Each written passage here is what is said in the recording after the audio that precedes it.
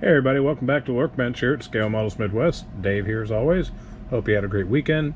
And got another kit ready for the shelf. This was the kit I started about a week and a half ago. Bobby Allison's 81 Pontiac Lemans from Salvinos JR. And as the case is with pretty much every Salvinos JR kit that I've built so far, no issues that were kit derived. Any issues I had were pretty much made by me, and I'll go over those in a moment, but some suggestions too on what to look out for when you're building this particular kit as well. For starters, it is a great kit. This is that downsized Pontiac Lemans that apparently, if I remember reading correctly, was kind of like a holy terror on the high banks. But you know, it's just a really sharp kit.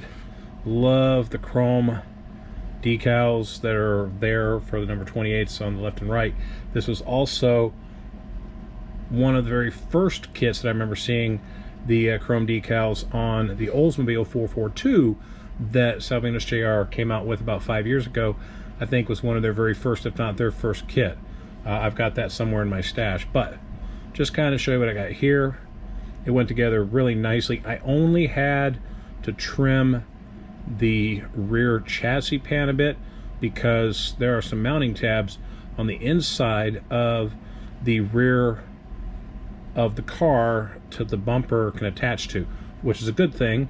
You can sand it down a little bit once the bumper is attached, but I still had to sand it just a tad on both sides, probably a total of about 1/8 of an inch, you know, altogether, in order for it to just pop inside the chassis nice and easy.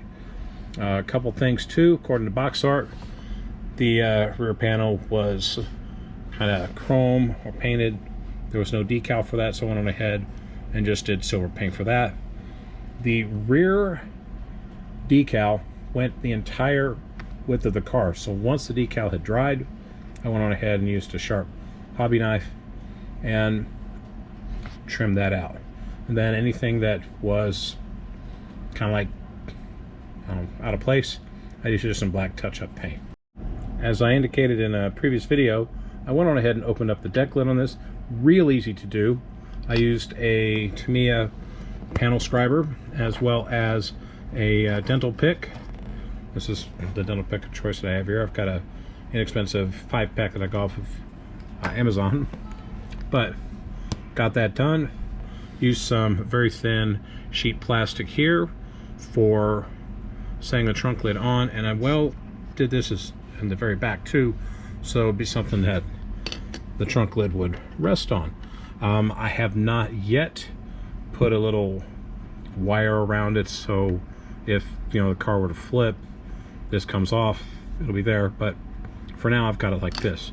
But as you can see, I wanted to do that because this stuff usually gets forgotten when it's built. So I did it, and hope you like it. The interior obviously is all either semi-gloss black or flat black.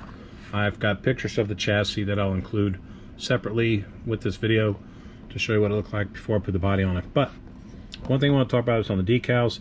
You might still see a few spots like here and here. I can see them with the naked eye, maybe you can see them with the camera. The decals wrinkled a little bit. Now again, it's because this is one entire long black decal, and I wanted to see if I could get it to go together, so I let it sit in the water for a good period of time, made sure it would slide off the decal film or the carrier easy, and it did. And then I used a lot of microsol to try and get it to conform around the body lines and the contours. It's not a slab-sided kit. There are some shapes to it, and areas where it wasn't, I used an X-Acto knife and a pin just to pop little holes in it, and then did some more microsol to try and get it to come down just a little bit more. In many cases it did, and other cases it didn't. So, there's your caveat. It's still, I would recommend cutting, I think I would cut the decal probably about right here on the B pillar and from the A pillar. I'd cut them like that, set them up, make sure they're together. Once it's set, take a look at where it doesn't match up with the rear decal or the top or even the front, and then use your choice of paint to fill in the blanks. Now, going back to the trunk lid, this whole back panel, if you choose to open it, the decal will overlap that, because the decal is supposed to go right up to where the window supports are. So I let that one sit, and then I carefully use that X-Acto knife to cut out the line of the trunk lid. And then when I pulled it off, I did pull some of the decal up with it. So again, I just made sure I had some micro solid set on hand, got that to sit, and then again I used some gloss black paint to touch up both on the trunk lid and on the body panel. So no major deal. I better leave that off because I will be flipping this over soon. Go to the front, and you could use any one of the decals. The first one, there's a Tuf-Lon decal. I wanted this one. It looked like it stuck out better, so I went on ahead and used it, and I think it's a pretty sharp deal. The engine went together extremely well. Just blacks, silvers, some gunmetal, and just put it together like that. No issues, no problems. I do recommend when you are putting the engine together, when I have put the firewall and the dashboard top on the kit, I have a hell of a time trying to put the engine in. So my recommendation is leave the firewall out, leave the dash top out, of course leave the windshield out, we're going to get to that in a moment. Put the engine in, make sure it lines up with the drive shaft and rear end. Once that's in place, then you can easily put in the firewall, get it to line up with the braces, and then you're set. You can put the dash top on that, and as long as you got everything lined up, everything fits together like a nice jigsaw puzzle. It's just a good deal. But that's my little tip for you. I'd recommend that. Otherwise, if you've glued the dash top on place and the firewall in place, you're going to have a tough time putting that engine in. You might have to actually pull some parts apart. I have had to do that. I didn't want to do it with this kit. Now, about the engine too. I saw through one of the web sites, I think it was probably through the Salvinos JR Builders Club, that if you wanted the engine to sit lower, so the hood, when it's on, doesn't stick up or out, you would want to cut the mounting brackets for the engine underneath. And I did. It sat down perfect. Now about that windshield, the top right hand corner, if you notice, there's a little bit of a glue mark on it, but at the same token, it's not flush. That's something that I've seen with each of the 2 or 3 Pontiac Lemans kit that I've built. It doesn't take away from the kit overall. I mean, it's going to be a shelf kit. I don't intend on putting this on a contest table.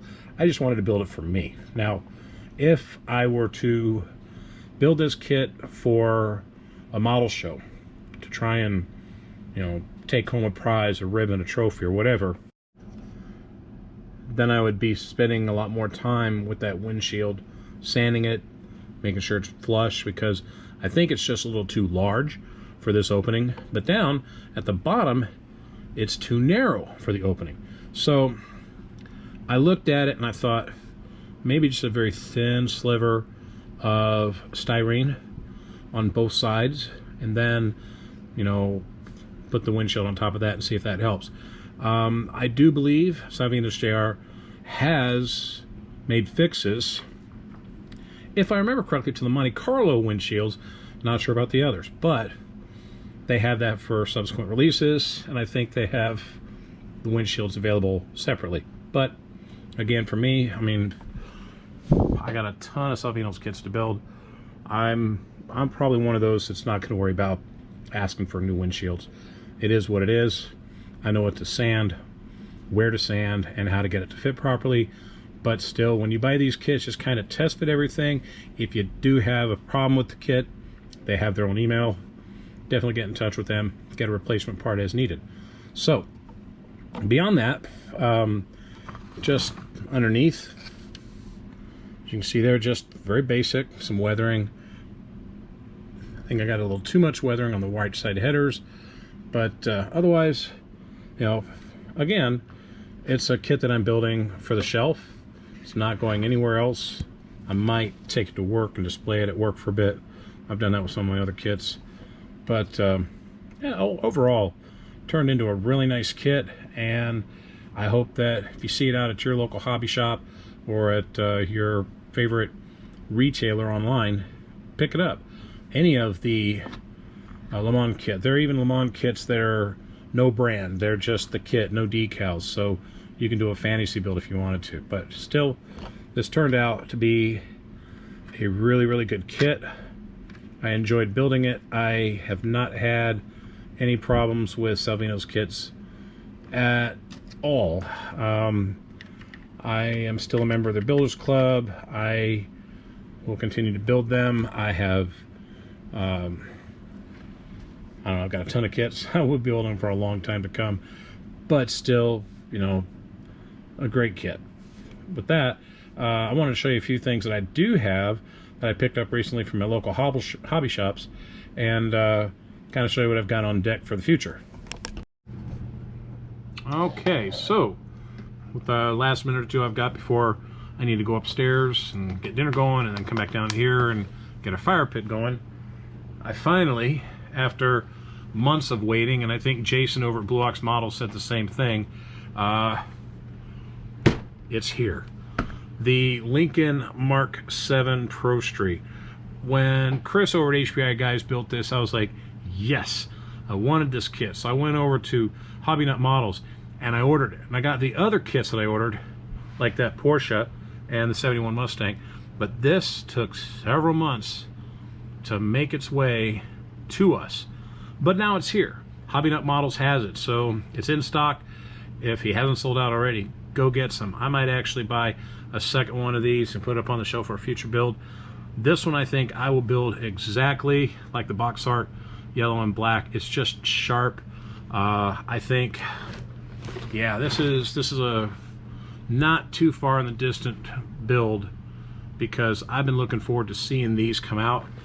When they first came out years ago, they had, I think, 2 iterations. There was a gray version. I had that one and I built it, but I liked the Pro Street kits from the 80s and early 90s. I just wish that somebody had the molds, or if they did, would re-release like the Rare Morrison Camaro, the Frank Iaconio Camaro, the Glidden T-Birds. I would buy a bunch of them because those were my favorite kits probably of all time. But still, you know, I'm hearing things that we might be getting them, but then again, I haven't seen anything for true. If it happens, it happens. If it doesn't, oh well, there's Evil Bay for you. You can buy them from them. I may or may not have shown you this kit, but I will anyway, just in case it's a repeat. This one here I got from my local hobby store. I already have the Porsche 911 GT2 I got from Hobby Nut Models a number of months back. This one here, very sharp. But this one, I saw it up on the shelf and I said, yeah, I have got to get this kit. And this one's definitely going on a build over the winter because I just like the decals. For some odd reason, every time I look at the Porsches that were being built as part of the recent group build, I was like kicking myself in the butt for not building one. Now I've got 2 and I got to build one. So that one's going to be it. But this one really stuck out because it was on the consignment shelf and I haven't seen this forever, but I remember building one of these as a diecast. This is from Fujimi and it is the 288 GTO and it's in yellow. I'm going to check just to make sure. I remember I looked at it. Yeah, molded in yellow. And I mean, dig that body. Look at that. Look at the fender openings right there, the vents. That is sharp. Excellent decals. And like Tamiya, Fujimi has some of the best tires and rims in kits ever. I just wish we could buy those separately. I have a number of kits I could use those for, but I mean, look at even the engine hatch cover. Look at the very fine lines that they've opened up. So, I mean, that's going to look sharp once we start building this kit. And yes, this kit is getting built as well. This is something I've wanted to build for a long time. I like Ferraris, personally, even the old ones. So yeah, looking at that. May or may not have shown you this one, but I think this is the last one I've got before I wrap up for the night. In and amongst the other Salvinos kits I got, like Joey Logano's 22, I got the notorious SVG, Shane Van Gisbergen, and hope to build that kit soon. I do like that guy, and I like watching him racing in the Australian races. Very, very good race car driver. Looking forward to seeing what he does in 2024.